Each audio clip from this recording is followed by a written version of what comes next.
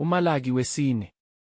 Ngokuba bheka, luyeza usuku, luvutha njengeziko, bonke abaziqhenyayo nabo bonke abenza okubi bayakuba ngamabibi, luyakubashisa lolo suku oluzayo, usho uJehova Sebawothi, lungabashiyeli impande nagatsha.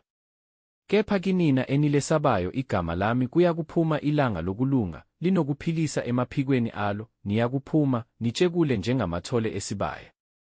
Niyakunyathela phansi ababi, ngokuba bayakuba luthuli phansi kwamathe ezinyawo zenu ngosuku engilwenzayo, usho uJehova Sebawothi.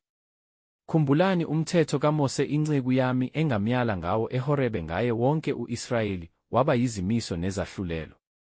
Bekani, ngiyakuthuma kini u-Eliya umprofethi, lungakafiki usuku lukaJehova olukhulu nolwesabekayo.